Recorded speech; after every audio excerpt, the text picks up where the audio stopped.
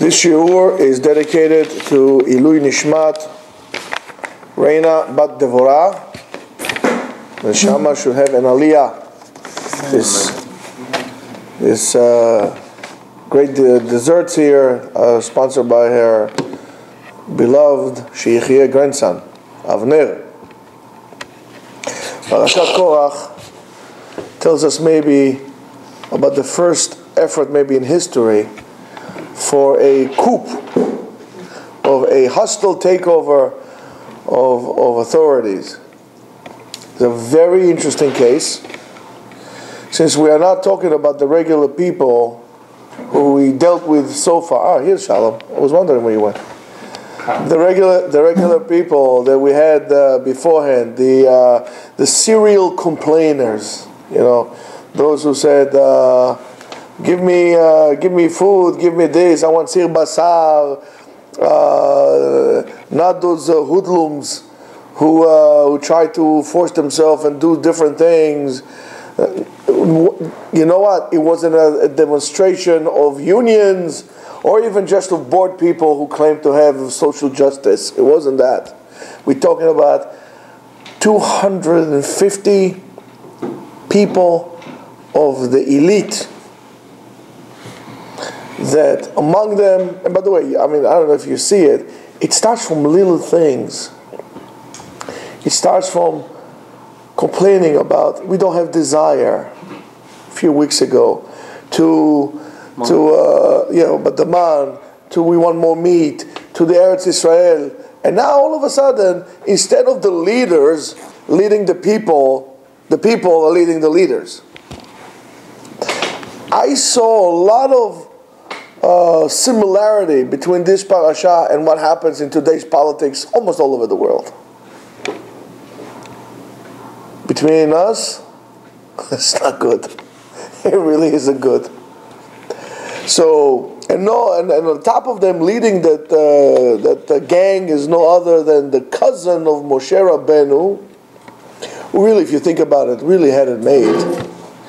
He is the cousin of one of the most powerful people of the world in terms of influence.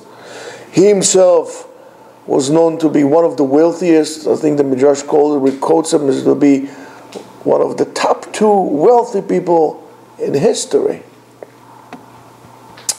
Until today in Israel, when we want to talk about somebody who is wealthy and rich, in America say, oh, he was rich as like Rockefeller, right? Today maybe it's Bill Gates.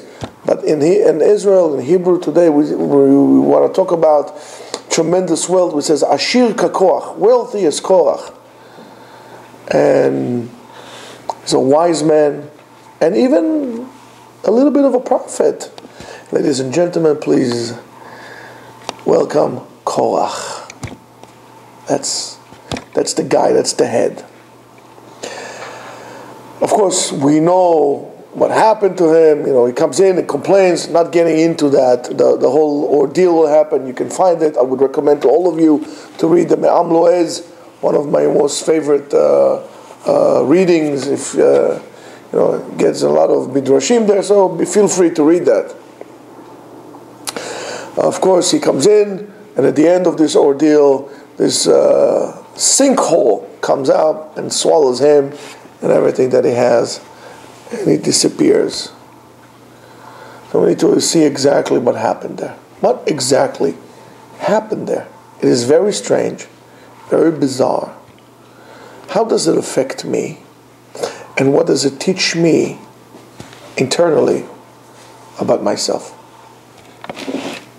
Korach comes in the disguise of ideology, of this justified ideology. His argument seems quite reasonable, and he says something like Kol ha'edah kedushim, everybody is holy, Betocham Hashem, and God is among all of them. Umadua titnasu al ke'al Hashem, and why do you put yourself over everybody? Of course, somewhat of a lie in that, because Korach doesn't really care about the people.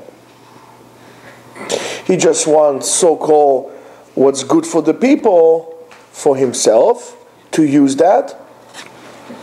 And also says it as a vehicle, an instrument to really show that he doesn't say, I want it for myself. He says, I want it for the people. I care. Hey, Avi. It sounds like elections.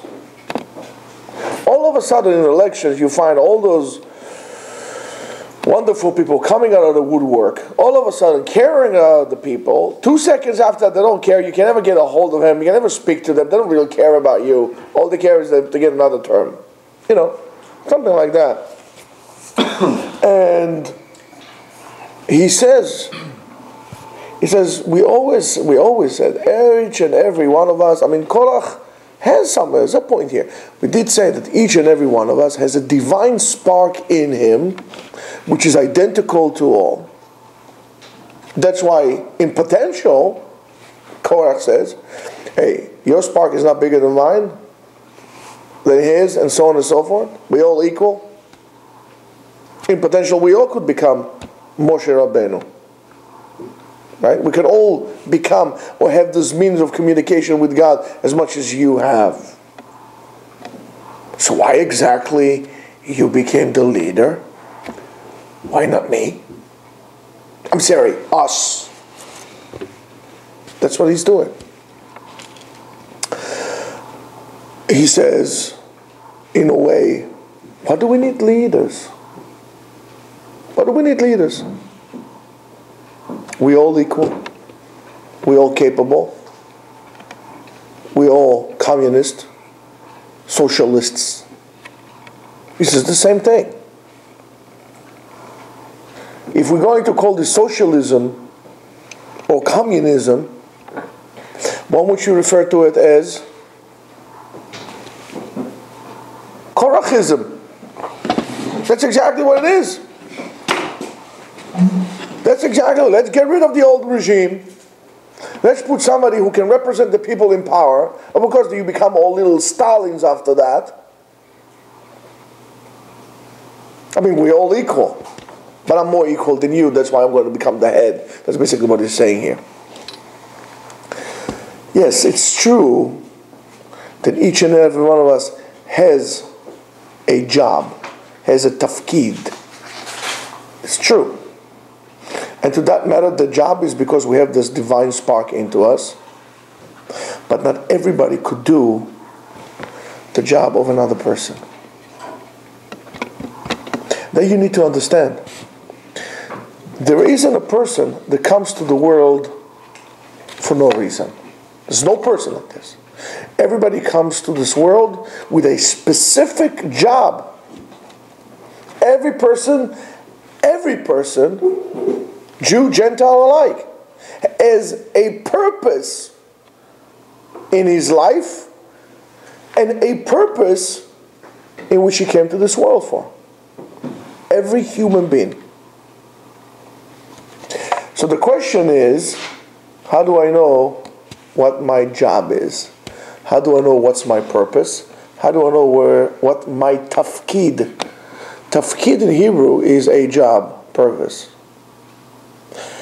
Tafkid is also what?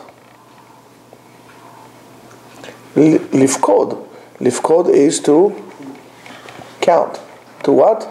Or to command. Or pkuda, to command. So when I'm doing my tafkid, I need to command, to obey a pkuda.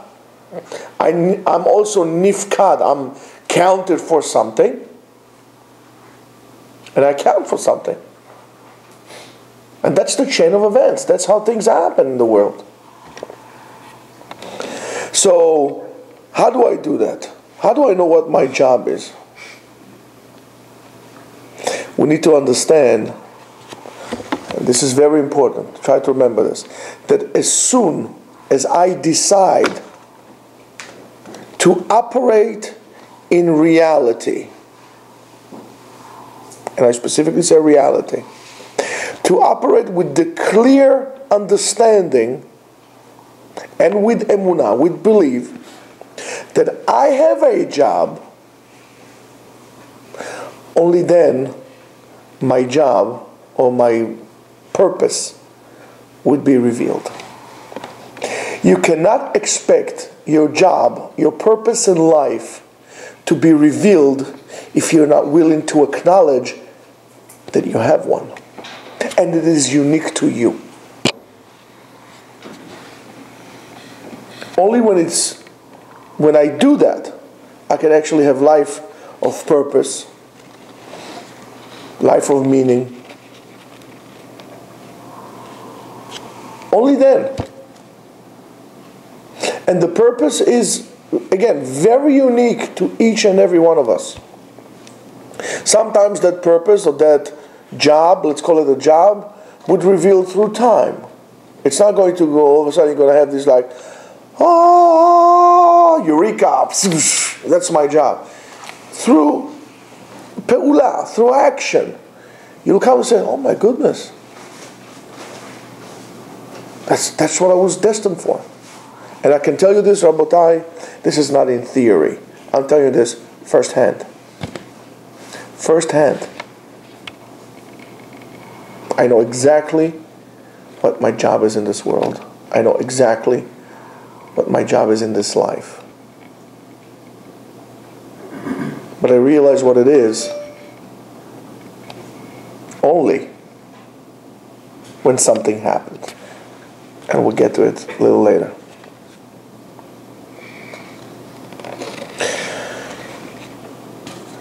And sometimes it will take you time, and you need to continue going in your journey. Even though you don't know right now what your job is, there is something that you do know. What I do know is that I don't need to look what he has and what job does he have, and to compare his job to mine. Because then I want his job. I don't really want to fix things. I want his job. That's exactly what politics does. I don't care about the people.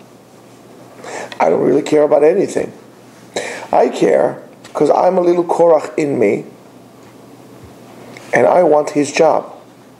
Because how could it be that he's the president and I'm not? That's the motive. Korach wanted to be a leader. He wanted the job of Aharon or Moshe or both.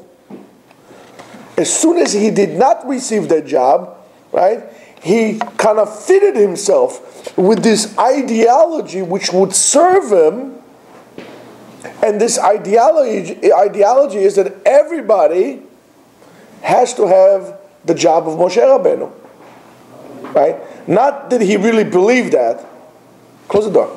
Not that he really believed that, but rather that he really wanted to himself. Again, he cannot tell it to the people because people are usually happy with what they have. People don't like to change so much. They get used to it.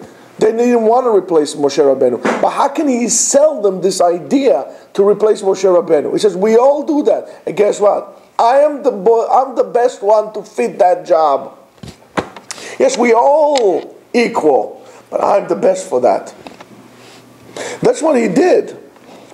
And he says, regardless of the fact that, what's his name? Korach had a very unique, probably very interesting job assigned for him. He didn't care about his job. He didn't care that his job is interesting. He did not care. He wanted Moshe Rabbeinu's job. I want his job. He wanted to be something else. He was not willing to be himself. That's why I keep telling you all the time. Forget about everybody else. Be the best that you could be. And it doesn't make a difference in the scale what it is. You cannot measure success with anything besides one thing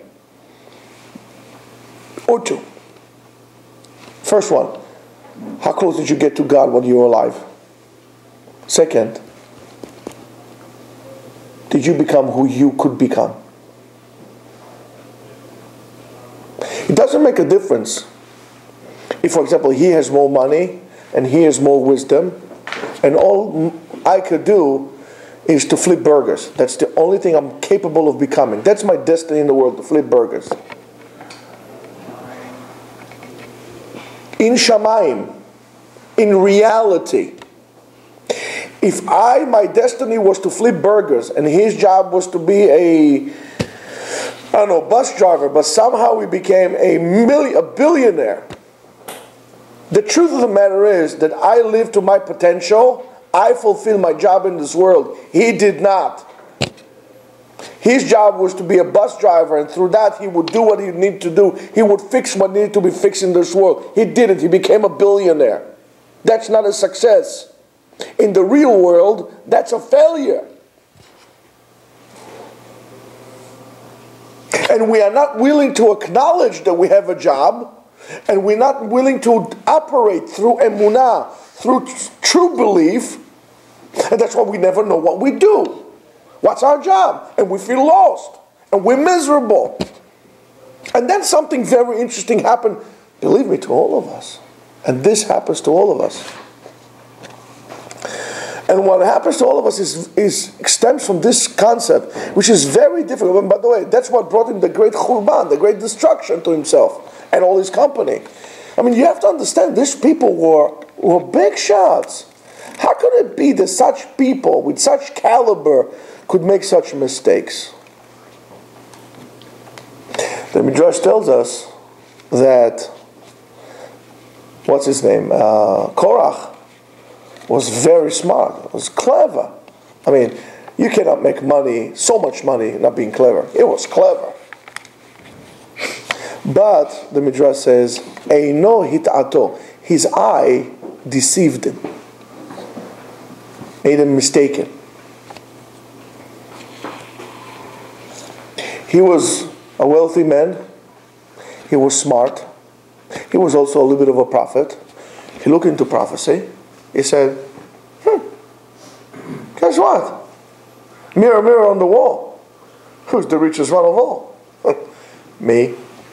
Mirror, mirror on the wall. Who is, well, we know I'm the best looking guy of all, but who is the smartest one of all? Can it be me? What's in the mirror? Mirror, mirror on the wall. Look at my descendant, Shmuel. He's going to be like Aaron and Moshe. What does it mean? When we say Aaron and Moshe, but we know there's no prophet like Moshe, so how could it be? We need to clarify this. He was both Mesharet Bakodesh, servant in the Mishkan, the tabernacle, in Shiloh, and he was a prophet. In a way, he was doing the job of Moshe and Aaron together. So he said, wait a minute, this doesn't seem right. These guys took my job. I'm smart, I'm rich, I have this descendants. How come I'm not the head? Something is wrong with the picture. He says, 1 and 1 and 1 are 3. It doesn't add up here. Something doesn't add up. He's the president, him and his brother? What? You know this move, right?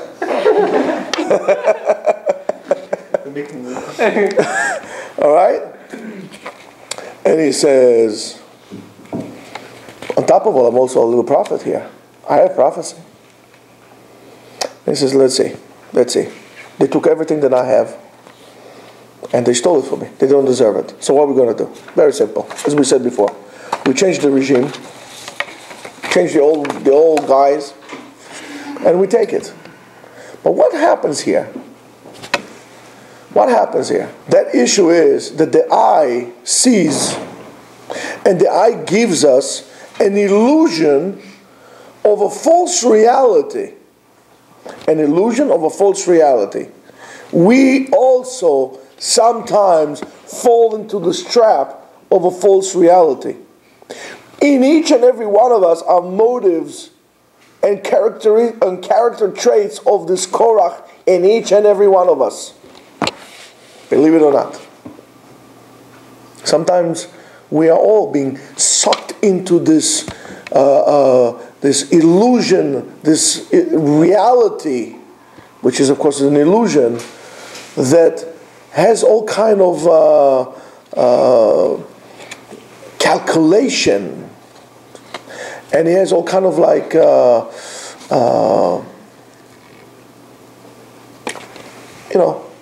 commentators inside of our heads. It seems to us, it seems to me that things should be like this, right? And I therefore interpret things in such a way. And these are all false interpretations. All this has nothing to do with the real reality. This is all an image. It's an illusion. We live in a fantasy world. Many times our eyes causes us to delete things that are not so comfortable for us to see, that we don't want to see. Only what is comfortable for me to see, I choose to see. Okay? It's just like being blind. I only see what I want to see, and whatever is not comfortable for me, I don't see. Guess what? You're blind. We need to understand that whatever goes in our hand, we need to take with a grain of salt, as they say. Because there's more that is not seen behind the scenes that is actually seen, revealed to the eye. More to the picture than meets the eye. Hey, hey, my. Better believe that. And this is a big trap that we all fall into. We all fall into this trap. We want to have this sense of importance. We all talk the talk, but we walk nowhere. Not even walk the walk. We walk nowhere. Korach thought he was smart, but he thought because he was so smart that he knows everything. It's like Korach was maybe the first talkback person. You go on talkbacks on the computer, on the internet. Everybody's an expert on something, you know. If everybody you go on Yahoo, on the Yediot Achronot, whatever. Everybody has a remark. Everybody becomes an expert on national security to Greenpeace, everything and everything in between, and an expert. Korach thought he knew everything. He understands everything, therefore he can organize things according to his head, and that's the order that things should be. I mean, after all, I am so smart. He didn't think for a second that there may be a different option. But maybe things could evolve in a different way. He forgot and disacknowledged the fact that sometimes things do happen in the world without any consideration of you or your plans or the way you plan things to happen. We arrange our reality in a way like we live alone on an island. We don't take into account anybody else. We become the center of the universe.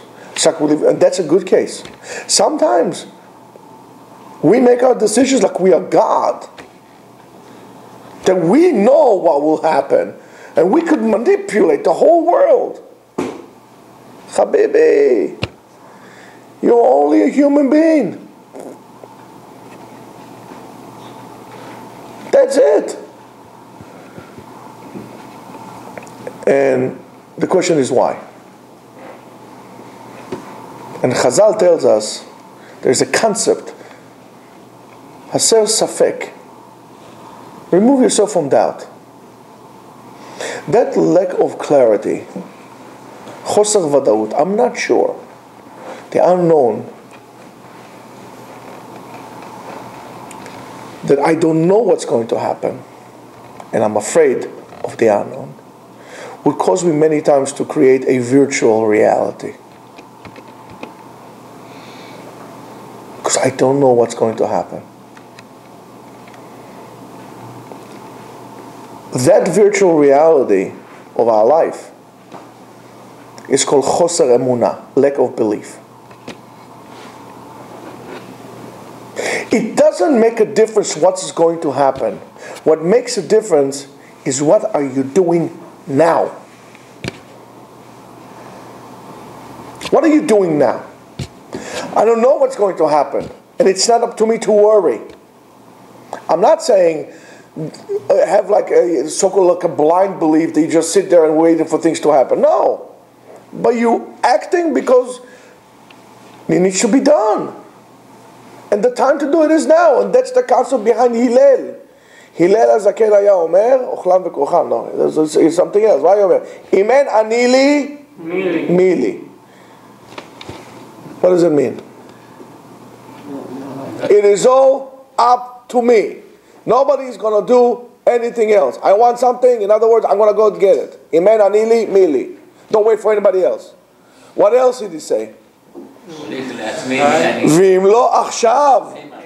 V'im lo achshav. Imatai. When I'm going to do it? Tomorrow? I don't know what's going to do tomorrow. Who said tomorrow is going to come? V'im lo achshav. Imatai. The time to action is now. The problem is that Korach wants control. He wants kavod, he wants honor, and he wants control. He wants to have complete clarity. Korach doesn't understand that sometimes not knowing, having things unclear, is also good. I mean, if you could predict everything to happen, it's quite boring. There's nothing for you to look forward to. So this unclarity of things to happen causes you to do things, to look forward to hope. When everything is determined already and you know there is no hope. And if there's no hope, why should I do anything? It's already determined. There's no incentive for improvement. And Mimele, the situation is going to be just as bad as it is now. Korach again. Korach doesn't understand that you could still operate and do things even though you don't understand everything. You don't need to understand. You need to do. Korach wants to control reality. He's a freak. He wants to control reality. He's weak. And that's a sign of weakness. He wants to control reality. He doesn't want to operate in reality. He wants everybody to look at him. He thinks everything is revolved around him. He feels entitled. Not understanding. You'll get your kavod. You get your honor. You just do what you need to do. And that's where he was wrong also. Yes, we in a way have all the same equal spark in us. But what makes us equal in the eyes of Hashem, in the eyes of God, is not the importance of the job in which you got, what you would think is important. Because that is different from every person and another. His job is to build boats. His job is to ride donkeys. His job, I don't know what's your job. His job is to be a clown, and so on and so forth. Everybody has a different job. So we, in a way, in the jobs we're not equal. But what we equal is that we're all willing to understand that we all have a job. What kind of job does not make a difference? Only a person who is willing to accept upon himself to understand that we are equal in that we all have a job, that the essence of the job is not important, only they're willing to accept the job, that's what counts. Only then he becomes holy in the eyes of God. And this is the essence of the connection between I am your God, Ani Hashem Elokecha, to lo tachmod. Do not desire what is not yours. That great joy in what I have. because what I have was given to me from God. Korach, with all his money, was a very miserable person, because he did not see that what he has came from God. Nor his money, nor his job. And it's a miserable way to live life. You want to live a happy life? Listen to what I told you 10 times. Listen to what we said today 10 times. Remember it. But more important, be willing to accept yourself and the job that you have, and never stop seeking, fulfilling, and never stop committing to your job. Be committed to your job, and then we all equal in Hashem, and then we are becoming what is called Kehal Hashem. When we become Kehal Hashem, then HaKadosh Baruch Hu dwells in each and every one of us, and He dwells among us. That is the true redemption. Shabbat Shalom.